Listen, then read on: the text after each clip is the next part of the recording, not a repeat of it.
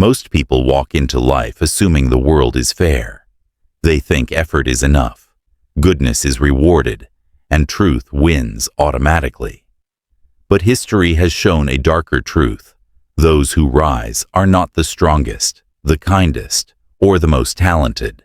They are simply the ones who understand how people work. They see the invisible rules that everyone else is blind to.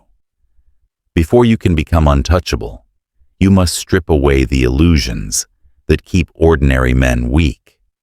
You must unlearn the instincts that society programmed into you: obedience, politeness, predictability, emotional exposure, the need to be liked.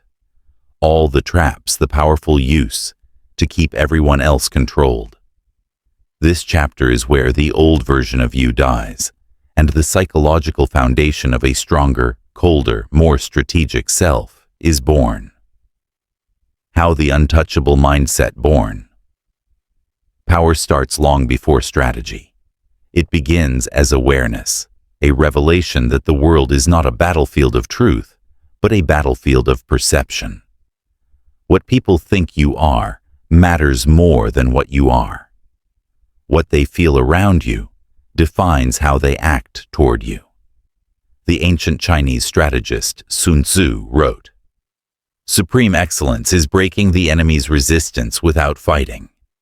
Most people think power is an act of force. In reality, it is an act of influence. It is psychological positioning. Look at the Roman emperors. The strongest gladiators in the arena died forgotten. But emperors like Augustus and Tiberius, men who used silence, subtlety, and emotional detachment, are remembered as the architects of an empire. Before you learn the laws, understand this core truth. Power is psychological. Weakness is psychological. Untouchability is psychological. Your environment shapes your identity, but your identity shapes how your environment treats you. The moment you begin thinking like someone who cannot be manipulated, used, or disrespected, people start behaving differently around you. This is why the first 4 laws are internal. They shape your presence, your behavior, your emotional discipline, and your strategic lens. Once these are in place, you stop being just another man and start becoming a presence, something people feel before you even speak. Learn the law 1. What it says. Control your presence. Control the room. Humans respond to presence instinctively, primitive, subconscious, deeply wired. Before you say a single word, people have already decided whether you're a threat or a target, a leader or a background character, someone they should respect or someone they can ignore. Your presence is the first battlefield of power. Think of Genghis Khan. When he entered a tent of enemies, he didn't shout, threaten, or posture. His silence, posture, and direct gaze were enough to disarm entire negotiations. His presence spoke more loudly than any sword. Or look at Alexander the Great. Historical writings describe him as someone who walked like he owned time itself. Slow, calculated, never rushed. Because when you control your tempo, you control the energy of the room. Presence is built from 3 pillars. First one is stillness. Frantic men look weak. Calm men look dangerous. Second is controlled gaze. Not staring, not avoiding. Observing. And third is minimal movements. People who move less appear more certain.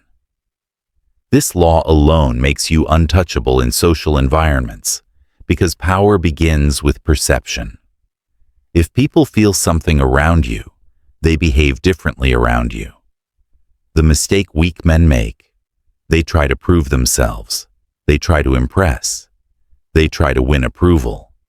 An untouchable man never tries. He is. Control your presence, and you'll never have to demand respect. People will give it automatically. Look what Law 2 says. Never reveal your intentions. That's called the shadow principle. If Law 1 shapes how people perceive you, Law 2 shapes how people predict you, or fail to. Machiavelli wrote, "Men are so simple and so much creatures of circumstance that the deceiver will always find someone ready to be deceived." What he meant was this: people trust what they can see, and because of that, the moment you reveal your intentions, you give away ammunition. You hand over your strategy. You let people anticipate your moves, influence your decisions, or sabotage your plans. Every downfall in history began with exposed intentions. Julius Caesar knew this. When he crossed the Rubicon, his long-term goals were hidden even from senators closest to him. His ability to mask ambition let him rise through the ranks before anyone realized he was becoming unstoppable. In contrast, Napoleon's fall began the moment he became predictable. His enemies could anticipate his next moves, forming alliances before he returned to power. The shadow principle means living in such a way that people see your actions, not your motives. Your moves are visible, but your strategy never is. You create a fog around your true desires. Your mask should show calm confidence, while your mind works in silence. The modern weak man loves sharing goals, exposing plans, talking about dreams. He thinks speaking loudly makes him bold. But a loud man is readable. A readable man is predictable. A predictable man is controllable. Become unreadable, and you instantly become dangerous. Now listen. The powerful law. 3. Emotional detachment makes you dangerous. The moment someone knows what angers you, excites you, offends you, or pressures you, they can move you like a chess piece. Emotional leakage is the biggest weakness modern men carry. They react too quickly. They reveal too much. They confuse sensitivity with authenticity and vulnerability with connection. History teaches the opposite. The most feared leaders were emotionally disciplined. Marcus Aurelius, the philosopher-emperor, wrote extensively about mastering internal storms, so none of them leaked outside. His calmness under pressure made him nearly impossible to manipulate, even by senators who despised him. Tokugawa Ieyasu, founder of the Tokugawa shogunate, survived years of betrayal because he learned early. The strong man masters his emotions. The weak man is mastered by them. Emotional detachment does not mean coldness. It means control. It means you feel without reacting. You think before expressing. You observe before deciding. You choose responses instead of reacting automatically. The untouchable man never allows emotions to dictate his strategy. He remains neutral until action is necessary. He does not rush. He does not crumble. He does not explode. He is a mirror, revealing nothing, absorbing everything. Once you reach emotional neutrality, you become unpredictable, and an unpredictable man is feared because chaos lies behind still eyes. Remember the law 4. Reject fairness, embrace strategy. This is the law that turns boys into men, and men into threats. Society teaches fairness as morality. But who created that morality? The powerful. Fairness is a tool used to control the masses. A weak person clings to fairness because he has nothing else. A powerful person uses strategy because it works. Look at history. When Octavian faced Mark Antony, he didn't fight fairly. He used propaganda, secrecy, bribery, and manipulation to isolate Antony. Rome rewarded him, crowned him Augustus, and called him a hero. When Queen Elizabeth I faced threats from Catholic Spain, she didn't fight fairly. She used spies, coded messages, psychological warfare, political marriage games, and planted misinformation. Her reign is remembered as the Golden Age. Fairness is what powerless men obsess over. Strategy is what powerful men use to win.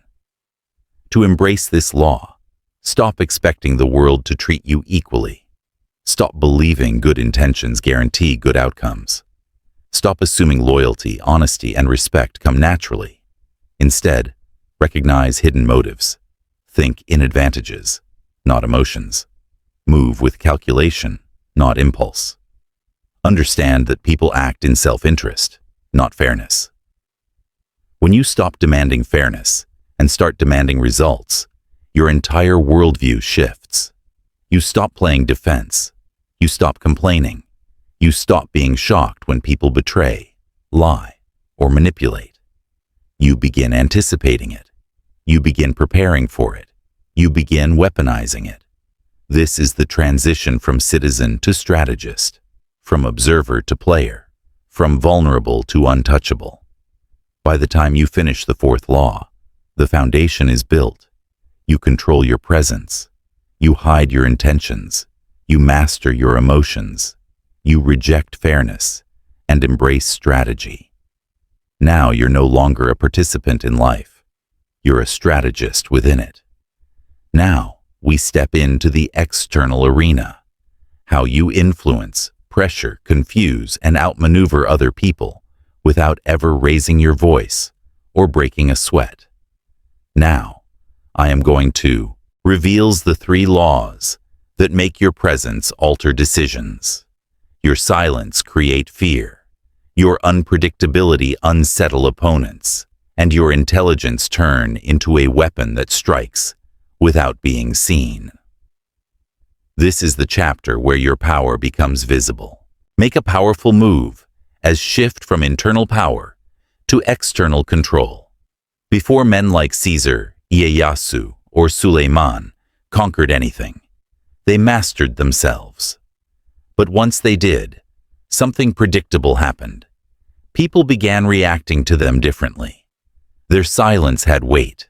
Their gaze had meaning. Their timing shattered confidence. Their unpredictability created anxiety in enemies. The moment you evolve internally, the external world becomes soft clay in your hands. Here is Law 5. Master the power of silence and timing. Silence is not emptiness. It is pressure. It is psychological gravity. And those who understand it can bend conversations, conflicts, and outcomes with minimal effort. Weak men talk too much because they're uncomfortable with the unknown. Powerful men weaponize the unknown. History's silent assassins. When Genghis Khan negotiated with rival tribes, he spoke last. Always. His silence forced leaders to reveal insecurities, desperation, or hidden motives. Information he later used to destroy them. When Abraham Lincoln debated political opponents, he would remain silent for long stretches, letting the other man exhaust himself, over-explain, expose inconsistencies. Then Lincoln delivered a single strategic line that collapsed the entire argument. And when Vladimir Putin sits across world leaders, he intentionally pauses mid-sentence, letting his gaze rest long enough to create discomfort. The pause is a test. Whoever breaks it first reveals psychological weakness. Silence creates 3. Tremors in the mind. First 1. Uncertainty. What is he thinking? Second is self-doubt. Did I say something wrong? Third one is overcompensation. Let me explain myself more. The person who breaks the silence loses the psychological battle. But silence alone isn't power. Timing is the blade that gives silence shape. A man with perfect timing is unstoppable. He doesn't argue instantly. He doesn't decide immediately. He doesn't respond impulsively. He strikes when emotions cool, or when the enemy overheats. Timing allows you to delay to weaken others, act at peak leverage, withdraw to create fear, reappear to regain control. The samurai called this ma'ai, the perfect distance and timing between you and the opponent. Too soon is reckless. Too late is powerless. Perfect timing is lethal. A man who controls silence and timing becomes the invisible puppeteer of every interaction. The most unforgettable law, 6. Become the person no one can read. Predictability is death. If people know your patterns, they own your outcomes. If they can guess your reactions, they can manipulate your behavior. To be untouchable, you must become a cipher. Someone whose next move no one can anticipate. This isn't mystery for the sake of aesthetics. This is unpredictability as a psychological weapon. The most dangerous men in history were unreadable Miyamoto Musashi, the greatest swordsman in Japanese history, never fought the same way twice. One duel he arrived late. Another, he used a wooden sword. Another, he attacked from an unexpected angle. Warriors feared him, not because of strength, but because they could never prepare for him. Stalin, for all his brutality, mastered unreadability. Even his closest allies never knew what he truly thought. His unpredictability made everyone behave cautiously, and caution is control. In contrast, predictable men are controllable. You always get jealous over the same things. You always get angry when criticized. You always get friendly when validated. You always react the moment you're insulted. A man who reacts the same way becomes a machine, with buttons others can push. To become unreadable, you must detach your face from your emotions. Train a neutral expression.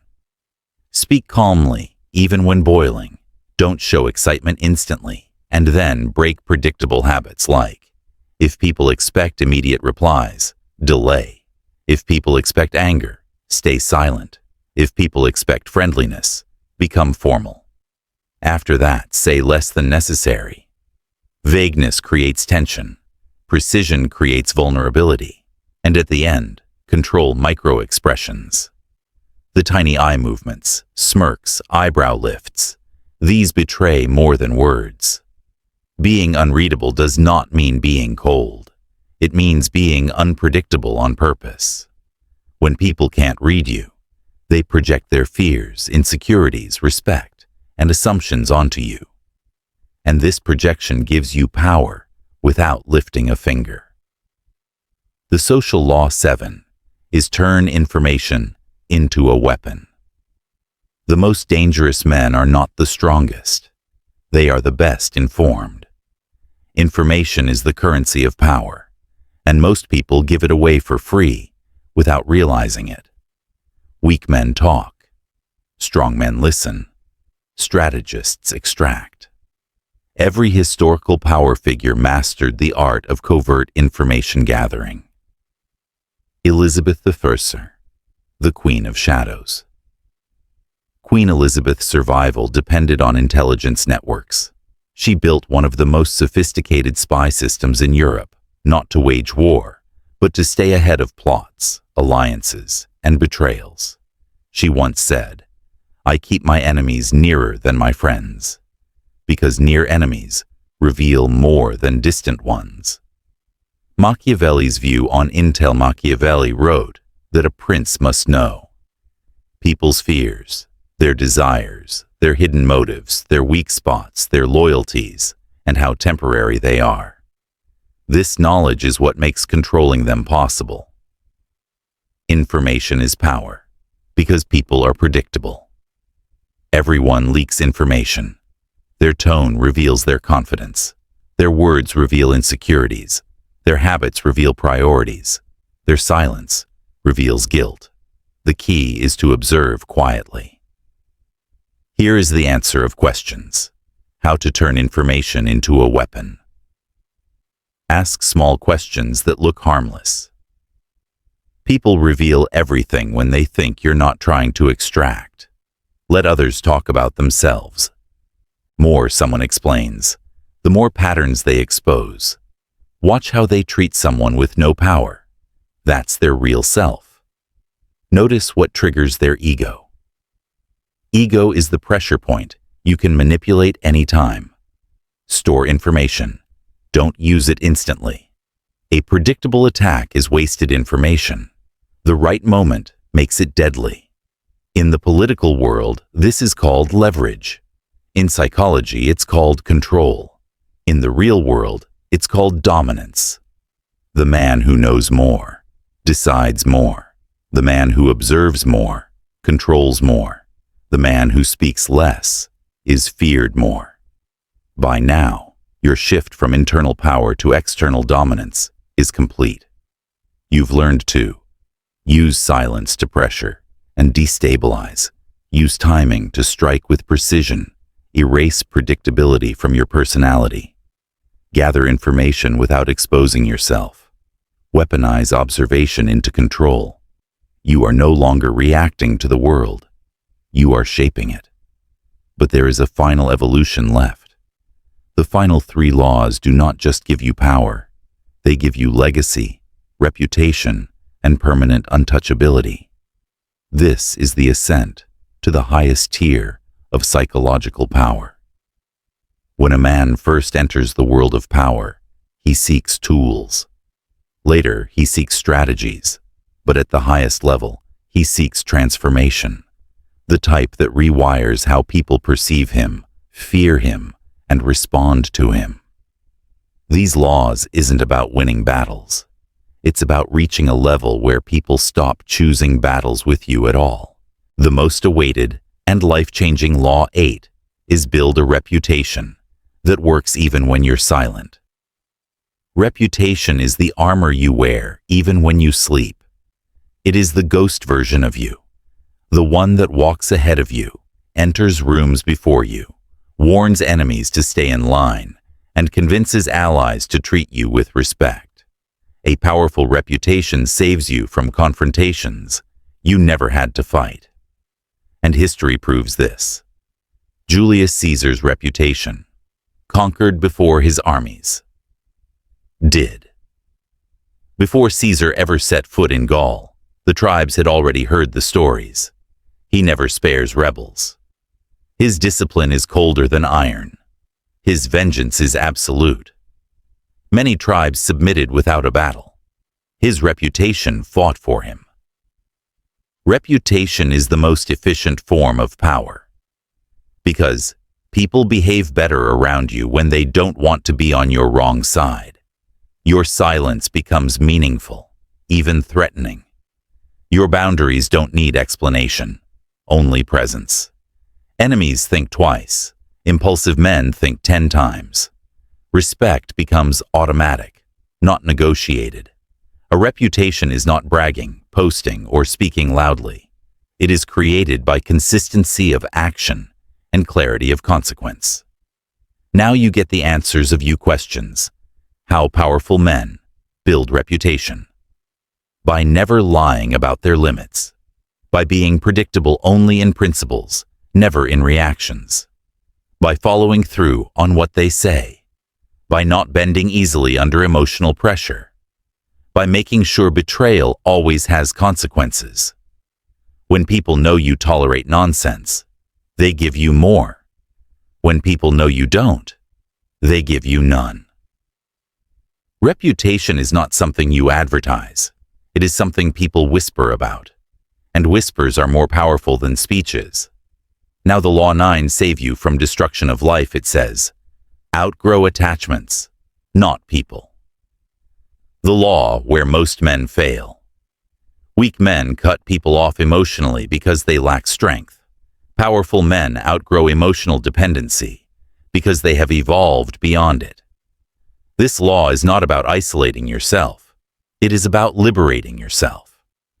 Attachment makes you vulnerable in 3 ways.